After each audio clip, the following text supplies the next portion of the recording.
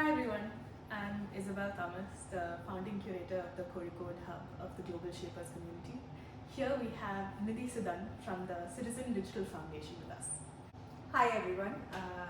As Isabel mentioned, thank you very much Isabel for having me here.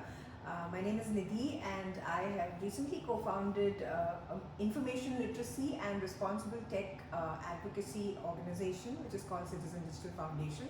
I come with about 20 years of a media background in various traditional media and have also done an MBA recently with a deep dive into technology and how it impacts society, business and democracies.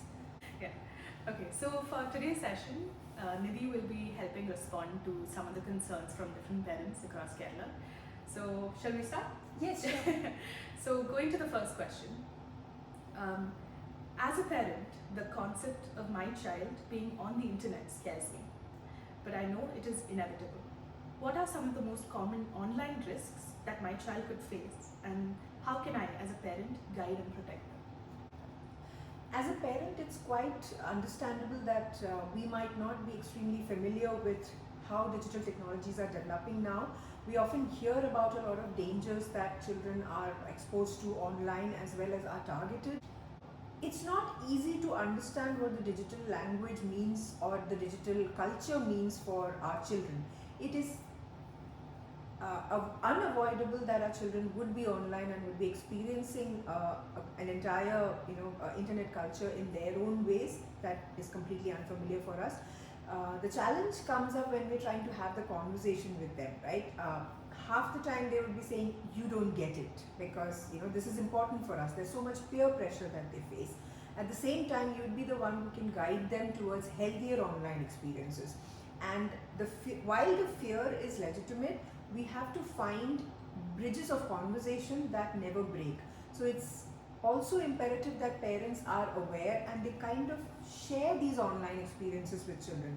If it's possible for you to take some time out to play an online game with your child, or see what are the kind of reels and activities that they're participating in online, it will give you an idea as to why it's important to them without being someone who would blanket ban things. So blanket ban is never going to help, because it becomes a competition between children and parents as to who's going to outsmart each other, and at that game parents are bound to lose.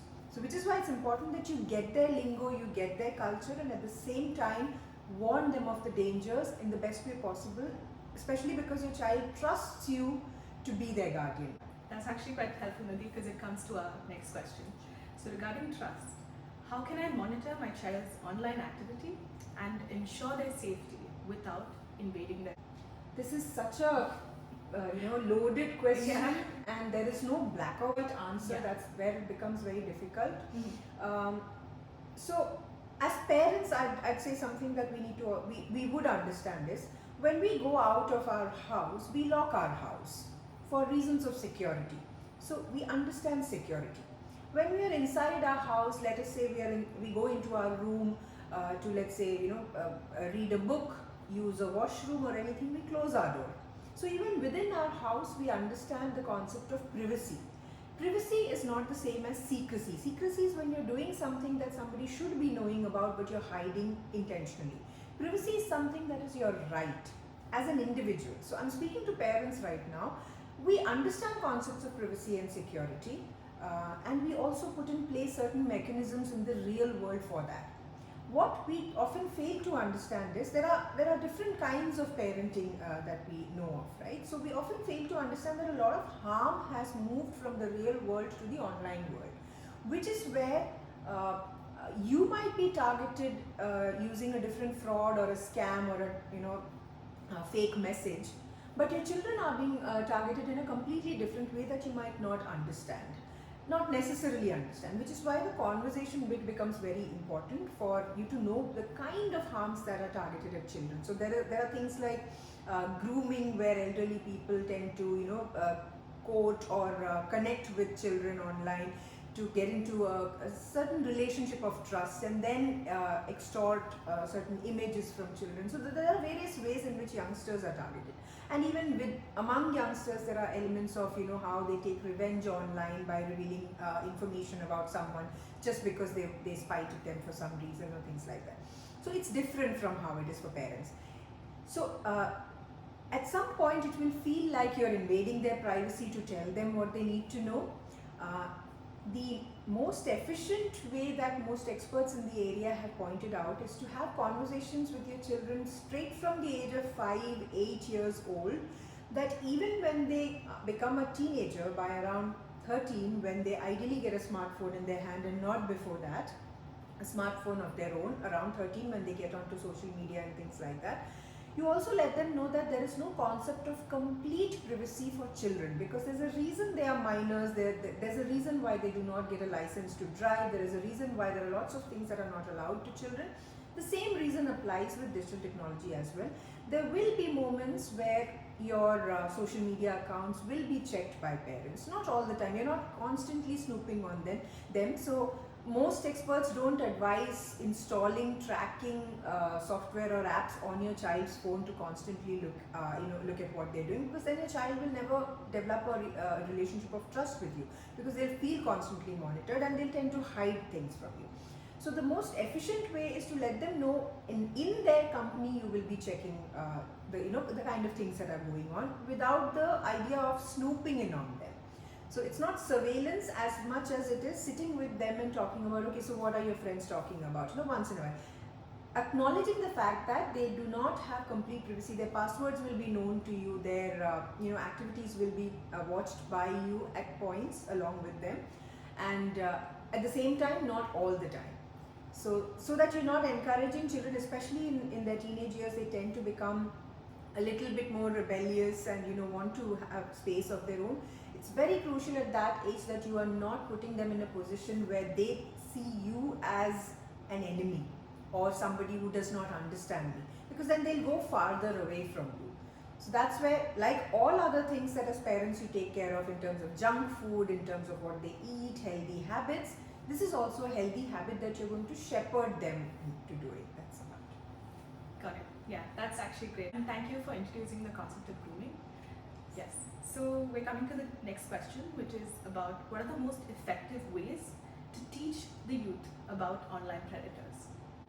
So different experts have different ideas on when is the right age to talk about these things with your children. Mm-hmm.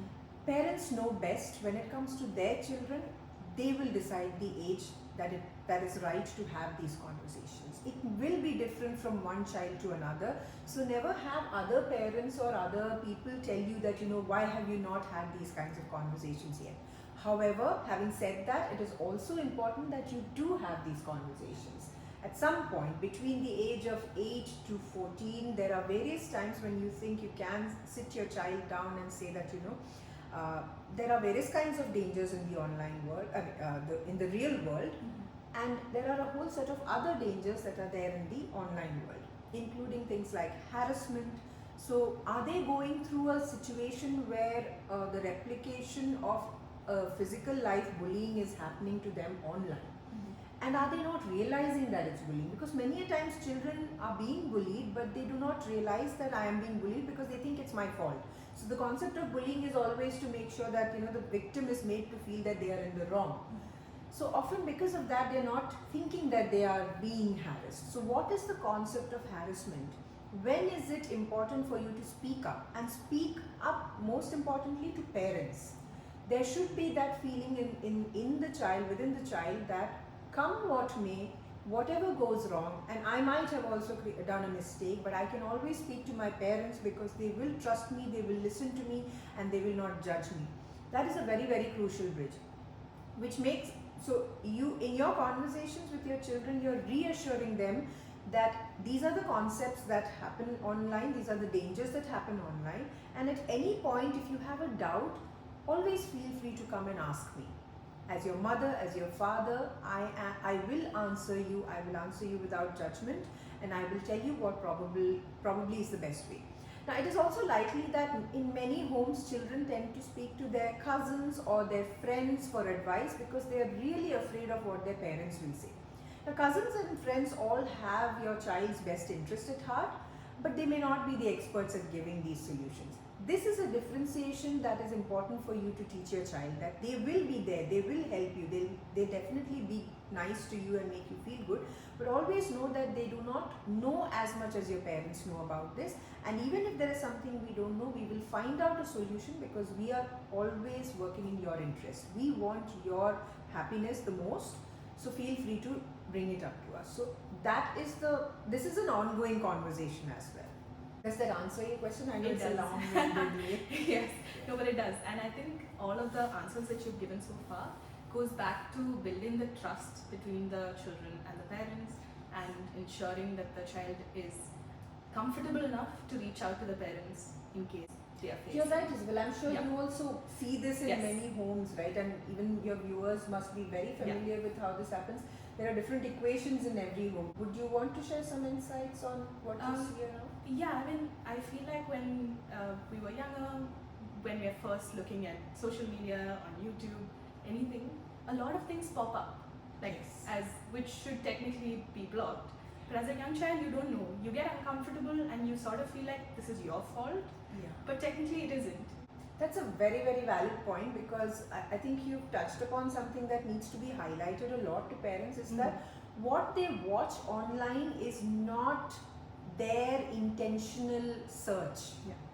We need to understand that most of the digital platforms have extremely powerful what is called recommendation engines, which means your child must have gone online to search for, let's say, a party video or a song video or something like that. That's the intentional search they put in. But there are these thumbnails that you often see on most of the digital platforms, or there are recommended videos, or what is called discovery on social media platforms. They tend to show images that speak to the primal brain of human beings. Even we as adults, grown-up adults, are not able to resist the temptation of clicking on certain thumbnails, certain videos. So the child is all the more incapable because they're still in their developing phases. So there is a lot of guidance that we need to give them because their primal brain is still more active than their rational brain because the rational brain is still developing at that stage. So they tend to be more impulsive. And that's when they would click on those thumbnails, they'll follow, go down that rabbit hole of what other videos are there on the internet. And the internet is literally a wild place full of good, bad, ugly, all kinds of things. So whatever they are watching, and if you catch them watching something that may not be appropriate, like Isabelle said, please always understand it's not the child's fault. It is always a platform that is supremely powerful at understanding what our instincts are, would be serving to us. I also want to add the concept of children being curious. Yes. So don't shun their curiosity. In many cases, it comes from a place of innocence where they want to know more.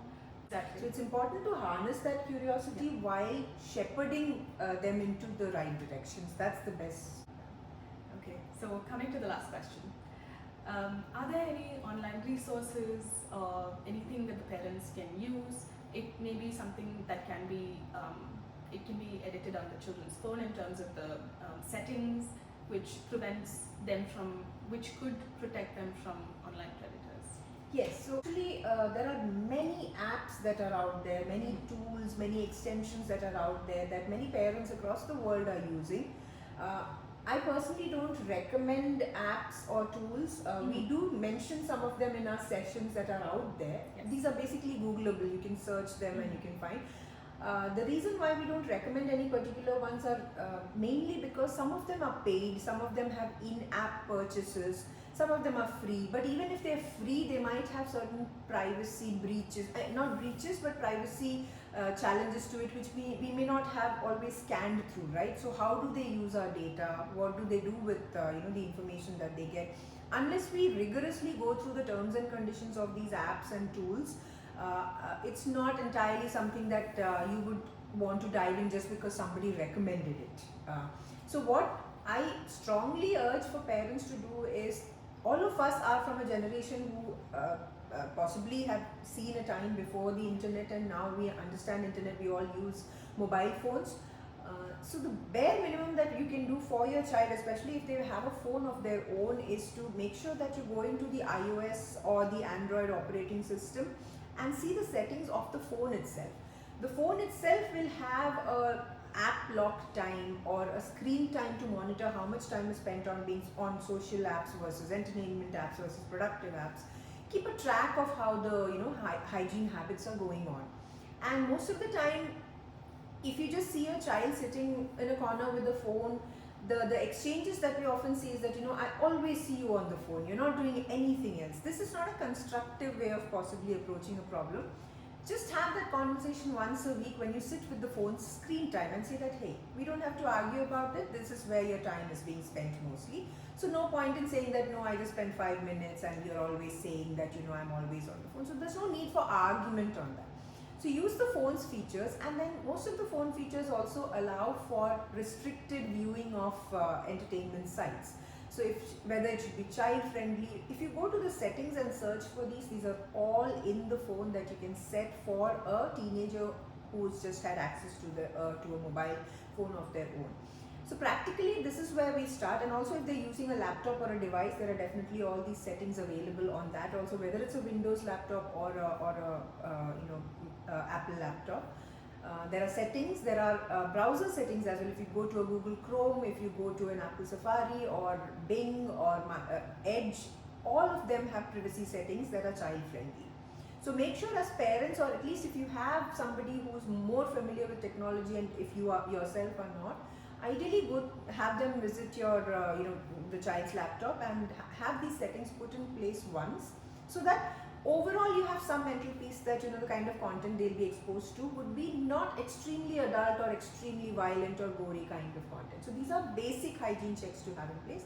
The rest is all about conversation and keeping in touch with what they enjoy online. So we've touched upon how this looks from the parents' point of view, but when we're looking at it from the children's point of view, many times they're online to do work, they're doing coding, they're learning more, they're doing more than what their school requires them to. So in a way, they're working on themselves. So how does that work when we're talking about? Absolutely valid, because I hear this from a lot of youngsters that parents don't understand that I'm actually doing productive work online. They might be coding, they might be doing some art, or they might be studying, doing their school stuff. A lot of our school work nowadays is online. Yes. So it is an absolutely legitimate concern, because when parents look at children, they're saying you're always on the computer.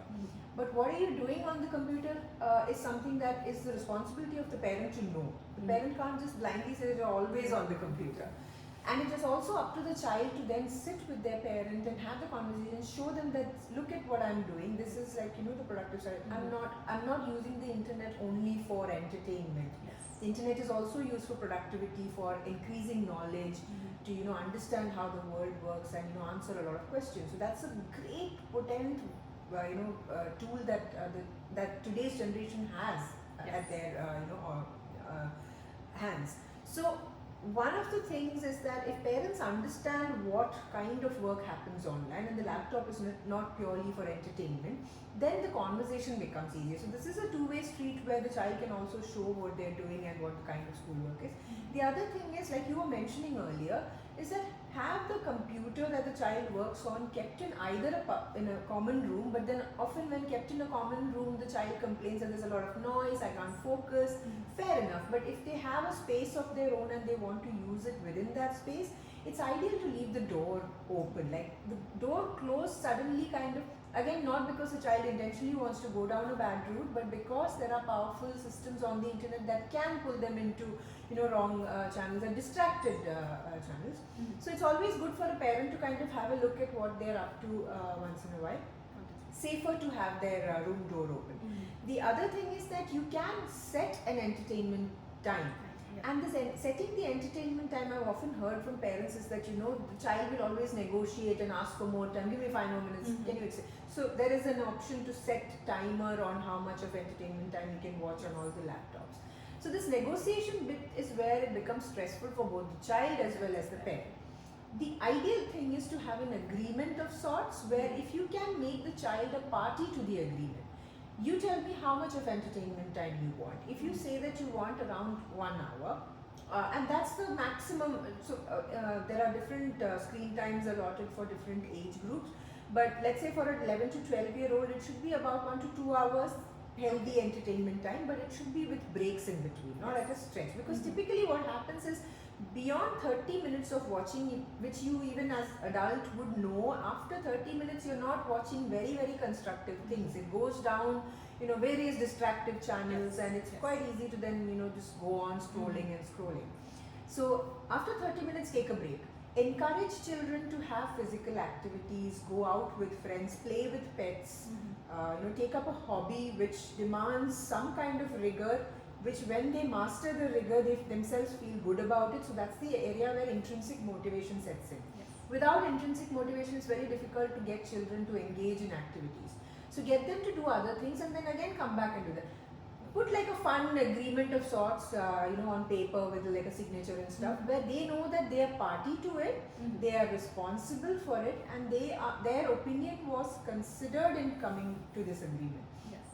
And if later there is a flouting of the agreement, then then you can have the conversation with them. Do you think that did you stick up to your side of the bargain? Yes. So these are, and then of course you can be flexible around it, but make sure that there's some autonomy given to the child. So it's not like you're just giving a diktat to me, but I am party to this agreement, and I understand why you have this agreement in place. It's in my own interest. Yes. So that's possibly a way where younger children can also explain to parents that I have productive time, and I also want my entertainment time in a healthy way. Okay. Yes.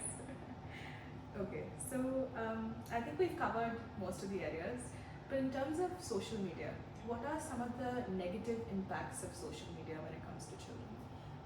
This is again something that we cannot kind of bullet point. Yes. There are many areas. So social media is also, we have to acknowledge how it has liberated us in terms of creative expressions, reaching out to people, being able to voice our own ideas and thoughts, which earlier was not possible, as in you had to go through a television route or something like that, which is always a rigorous process, and not everybody would make it.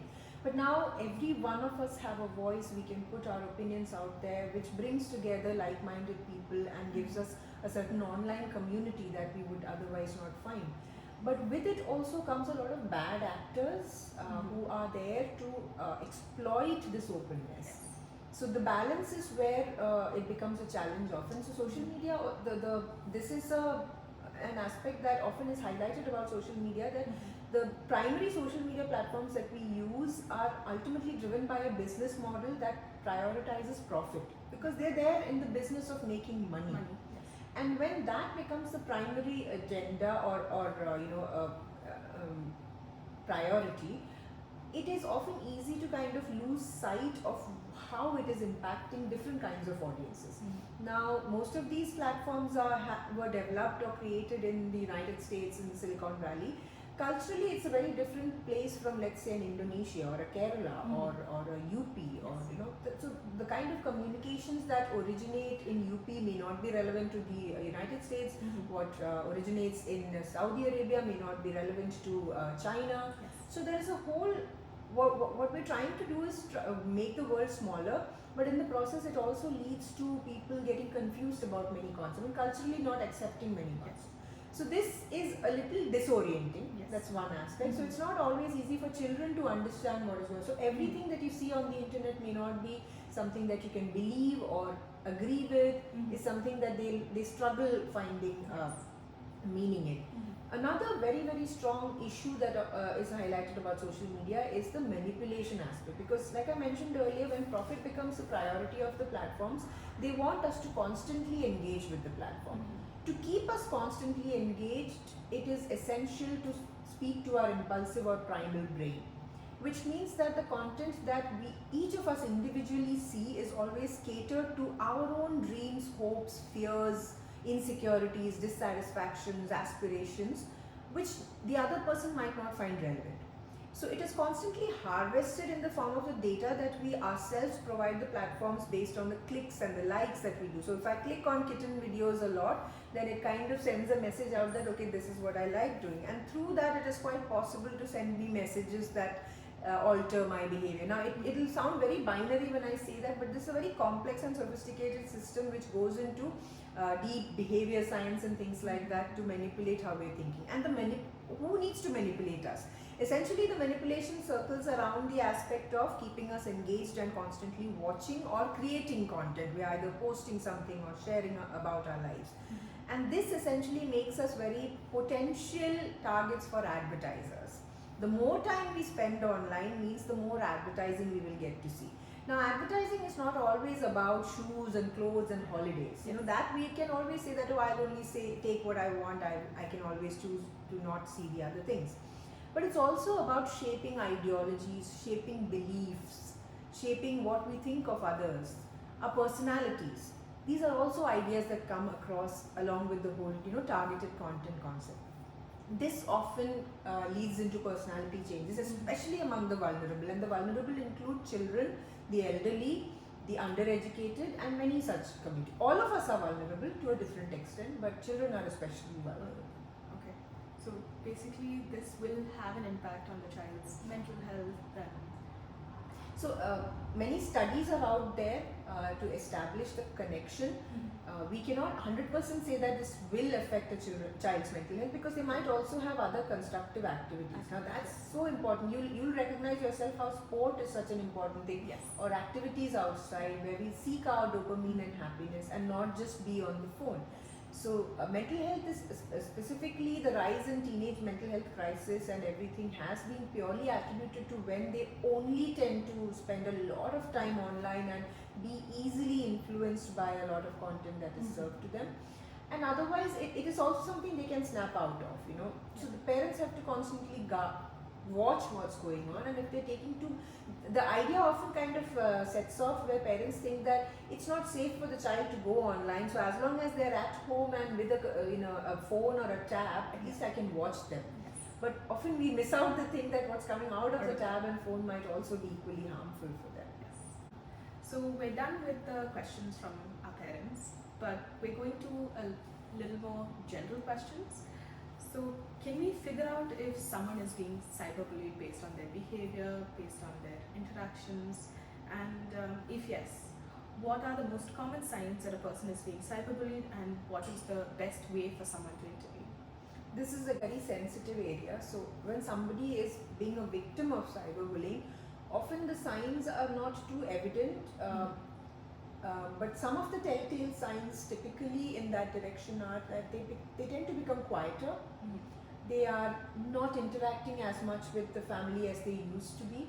And you'll see that they tend to spend a lot of time alone in their room or away from family and Isolation. Isolation, you're right. So they tend to isolate themselves, and even when you ask them, they might not give you very, very clear answers. And they'll feel that you're also encroaching their space. Now this is very common with any kind of bullying, whether it's physical or online bullying.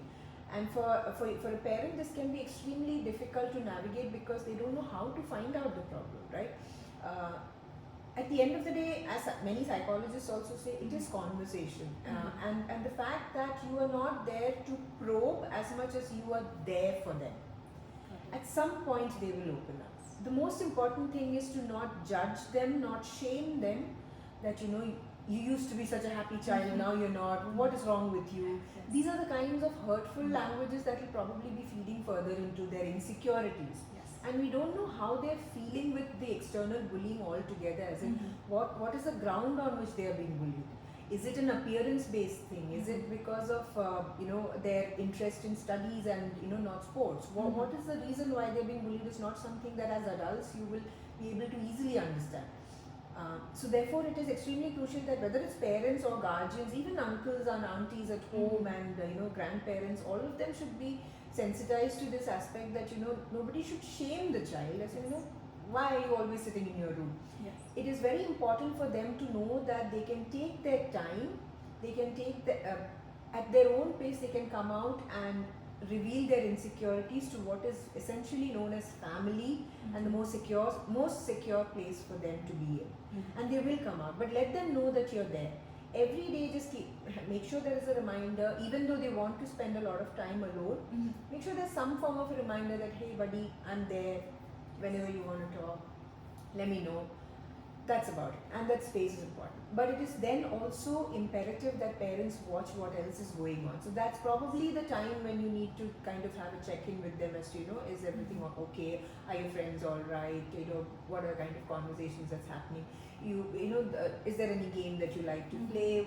So that's another area where a lot of harassment and bullying happens is through multiplayer games online. Okay. On multiplayer games, once children go down that, games are extremely great productive places for children to learn interpersonal skills and very many skills, but it is also a place where there's a lot of explicit language happening in multiplayer games and the chat forums that are there, and a lot of adults are playing games, and many of them are under pseudonyms. You don't know who is behind those pseudonyms. So the child might be thinking that it is someone like them, and they start developing a friendship or a relationship, and then it goes down the route of bullying or harassment, and then they don't know how to come out of it. And they, at that point, if the child is still thinking that my parents won't get it and they're the last people I would talk to, they'll still be talking to friends. Let them talk to friends and cousins as well, but also let them know that the solution ultimately might be with the parents. That comes back to the trust and It everything. all comes back to trust. you're talking about. Home is where the safest place is something that has to be drilled in as much as possible. Okay, I think those are all the questions, Nidhi. Okay. Thank you so much for sparing time and having this great informative session with us.